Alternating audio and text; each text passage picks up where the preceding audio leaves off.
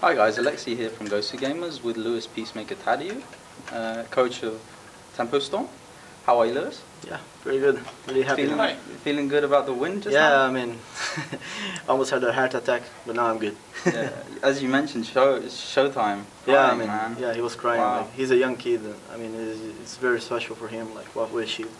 Yeah, I can imagine, man. That's really feat. You analyze the match for us? Just sort of go through what went wrong. You know, the 2 maps straight off the bat. We were thinking like 3-0. Here we go. Then they sort of came back, and then at the end you just snatched it, man. Yeah, well, like we had 2 like comfortable maps in the beginning, those 2 and Train. We were very prepared. They kind of surprised us, banning Cobble. I mean, those 2 is just like our home country, so we feel very comfortable playing that map. And after that, I mean, I think that we kind of relaxed a bit, and on Inferno they like outplayed us. We didn't know what to do. Going into Cash, I mean, it was a close match, and I mean, we almost made a comeback. We played really bad in the end, like did a couple mistakes in clutch situations, and they punished us, and they played really good.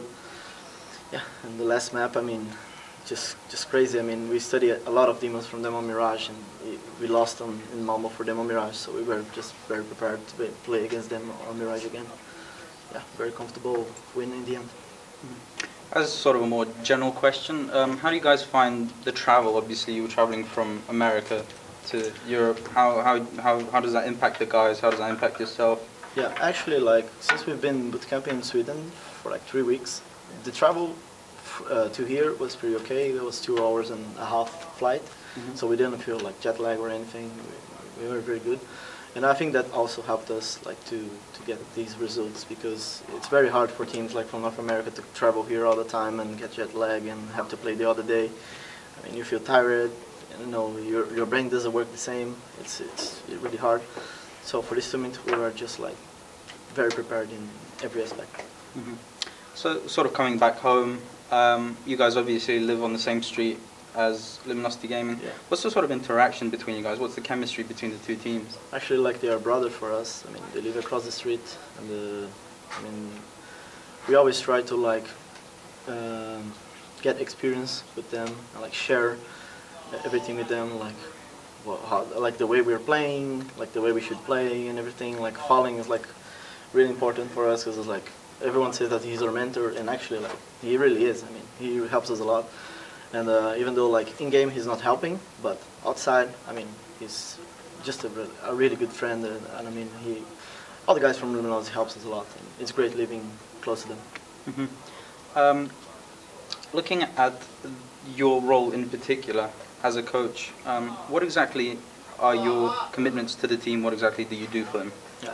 Well, actually, the beginning of the team, I was like being the coach and calling in game as well.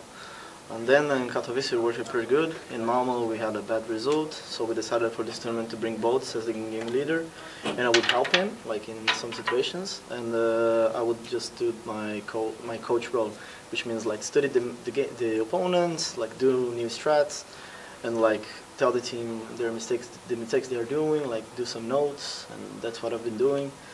And yeah, in the end, like me and Boats are working pretty good, and I guess the results we got here proved that. And the coaching role, as a general sort of thing, do you think it's very important to have a coach for, in particular, younger teams who have less experience, who need a bit more mentorship? Actually, I think that having the coach is important for every team. Like for example, you see NIP nowadays, they just won Malmo, and I know that Threat is calling tactics for them.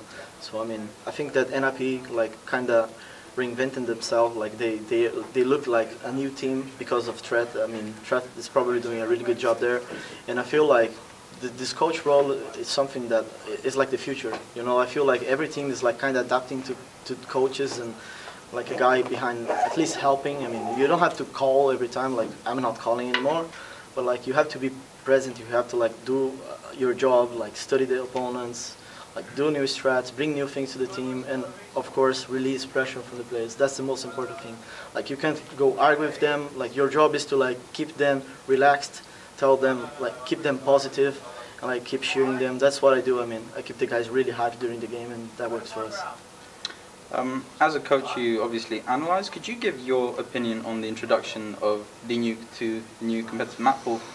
Actually, like, I would say I'm pretty happy because we just had a bad result in Inferno. I mean, Nuke, I mean, they made a lot of changes to Nuke. I mean, it is a totally new map. I have no idea like how teams will adjust to that because it looks like outside it's too many spots to look at. I don't know like if the teams will just ban Nuke or if they want to try to play it.